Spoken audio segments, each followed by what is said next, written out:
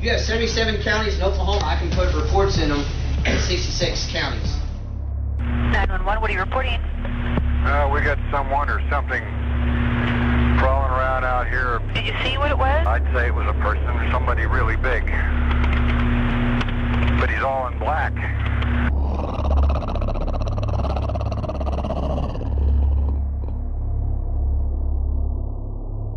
Welcome back to Squatch Ranger Files, Episode 7. Before we dive in to our 7th episode, I would like to take one moment and talk to you about our newest feature on the Squatch Ranger Facebook page. There is now a Shop Online button you can click. It will take you directly to our online store, where we sell Oklahoma Bigfoot t-shirts, Oklahoma Bigfoot koozies, and Oklahoma Bigfoot 6-inch car decals. Go ahead and browse our online store. Okay, it's now time to get on with the show. Number 1. Native Oklahoma Bigfoot Research Organization Spring Report, 2018. In the past several weeks, there has been an increase in activity in Delaware, Hughes, McCurtain, and Pushmataha counties of Oklahoma. Almost nightly screams, howls, and strange sounds have been reported. This is the time of the year that their young are born, springtime. Trees start to get their foliage, so it gives more security for their movements across the area. In early March, a large male was reported being seen near a pond on private property north of Smithville, McCurtain County. In early March, through today's date, several residents of central and eastern Delaware County have been reporting widespread vocalizations in the backcountry. In late February, a family on vacation at their winter hunting cabin near Moyers, Pushmataha County, reported rocks being thrown at their cabin and one loud vocalization that kept them up all night. They wondered why the sudden onset of close activity that they have never heard before. The family is not total non-believers, but they had no explanation for the vocalization that rattled the windows of the cabin. Number 2. Camp Wa-Sha-She sighting, 1987 in Osage County. This was 1987, the summer of '87. I was at church camp, and this was up in the Tulsa area. I live in the Oklahoma City area, but I had no clue about anything related to Bigfoot. And in 1987, that changed my life forever. It was June, July, or August of '87, if I remember right. The camp was called Camp Wa-Sha-She, and the meaning is in the tribal language, Osage, which means the perfect place for adventure. It was once Indian land over there. It's pretty close to Osage Hills State Park. There's a river over there, and Highway 75 is over there. But now, it's a Girl Scout camp, and it's 500 acres or more. How it started was, we usually swam in the evening time, and this was the only time we ended up going to another swim, and it was later at night. So, we went for a swim, and it was one of our favorite activities. It was getting dark, as I recall it. We left to the pool, going through the woods. It takes about 4 or 5 minutes to get through the woods, taking the trail to the pool. So after we got done swimming, we came back to our tents. We have regular tents. It was dark outside. You know how a whole bunch of teenagers are, being loud and rowdy, making noise? We were doing that. There was about 4 to 8 of us in each of our tents, and the tent that it sits on is about 30 inches off the ground, and there's 3 steps that go up, and it's a wooden floor about 30 inches off the ground. and there's a canvas tent over the wood floor. I would say the tent was about 8 foot tall, and the flaps that went up the backside went up about 7 feet, I would say. On those canvas tents, it's one of those you just flap back and basically you just have it open. And that's what we did. So a lot of us went to the bathroom to go brush our teeth and get ready for bed. I guess it was about 9:30 or 10 at night.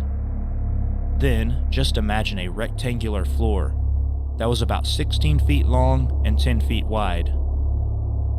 Then, as you come in through the front, I was in the front left, right there, and my head's looking outside. And that's where I was at. So all 4 of us were getting into the tent. Several nights before all this happened, we had a camp counselor that no one liked.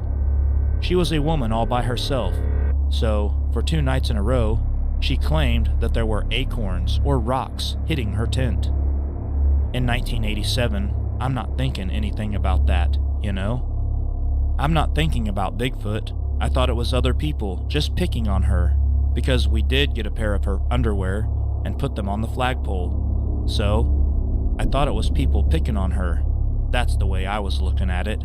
So, we were all loud and rowdy, and we were going to our tent, and I had an air mattress that I slept on, so I was facing the front opening of the tent. No more than 10 to 15 minutes is when I saw the creature. I still remember that to this day, 30 years later. I had to be about 15 at the time. I'm 45 now. I heard no noise. I heard no leaves or tree breaks. No whoops, no noises at all. I completely froze when I saw this creature. When I'm looking out, I see it. And when I see it, all the hair on my body just ends up like when you're freezing and really cold and all your hair goes up. It was just like that. When all this took place, I completely froze. I'm looking at the thing for at least 2 minutes, just thinking back on it. I remember thinking I could not take this anymore because I was scared. I was at that point where I didn't know what to think. The way I saw it was the head of the thing was about at the 7-foot mark of the tent, basically looking to the sides and on the inside of the flaps. I could see the head. I could see the right shoulder looking in, 'cause I'm off to the left side. The thing looked in on the left side. So I'm seeing the right shoulder, the head, and red, beady, shining eyes. The eyes were just glowing, and I could see the hair on it, but I couldn't see the face. I didn't smell anything funky or anything like that. I had no clue what it was. So I shut my eyes and went to sleep, and that's just what I remember. I closed my eyes right after that and just went to sleep.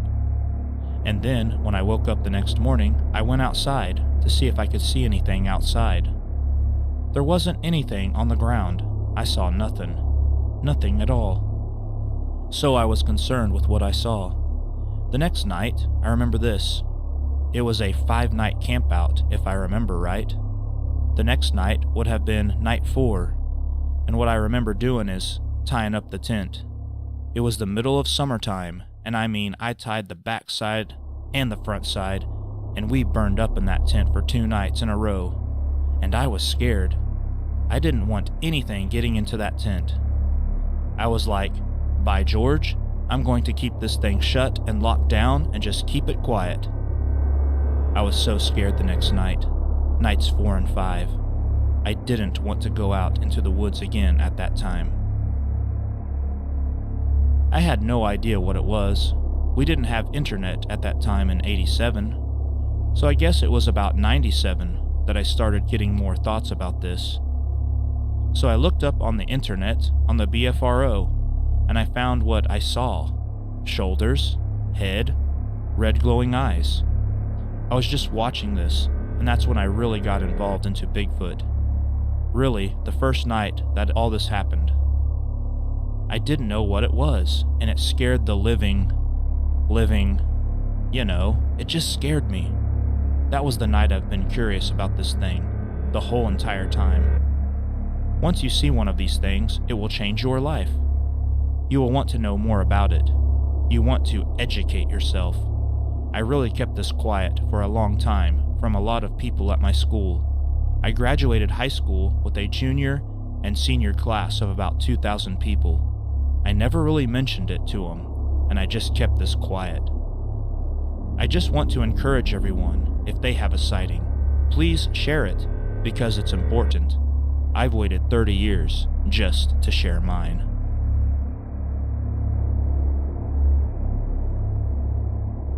Number 3.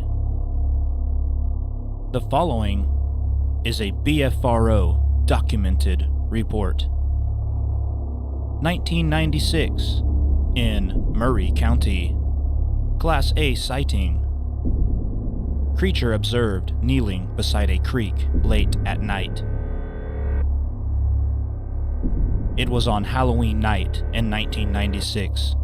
I had taken my younger brother, a high school senior at the time, to Veterans Lake inside the Chickasaw National Recreation Area in Sulphur, Oklahoma, because some of his friends from the high school band were going to meet that night to try and see the Lady of the Lake, a local myth. As we went to the lake, I was rather preoccupied with the conversation I was having with my brother, so I did not pay close attention to the events going on around us, if any. After dropping him off to hang out with his friends, I left to return home. As I drove back down toward the 12th Street entrance to the park, I drove over the Rock Creek Bridge, which crosses Rock Creek, just a few yards south of the Rock Creek campgrounds. As I drove over the low water bridge, I saw a figure squatted at the edge of the creek, about 20 yards east, downriver from the bridge. It was quite large, at least 4.5 to 5 feet tall in the squatted position. I drove on down a little ways and turned the car around.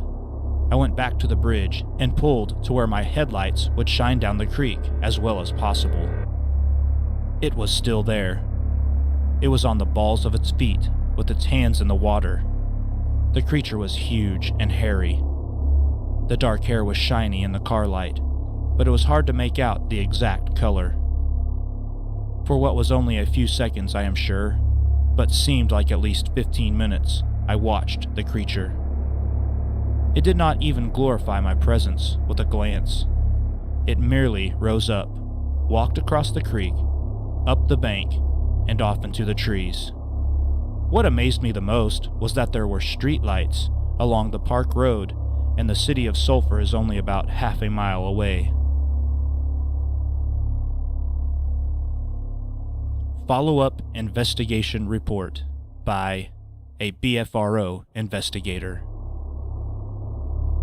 Conducted phone interview with witness who added the following details. Sighting occurred between 11:30 to 11:45 p.m. Witness could not determine if the creature was holding anything in its hands. Creature seemed dark in color, although lighting was poor. Witness believes the creature was probably male. Creek is shallow at this point, no more than 3 feet deep. After crossing the creek, the creature walked upright, up a moderately steep 7-foot bank with very little effort.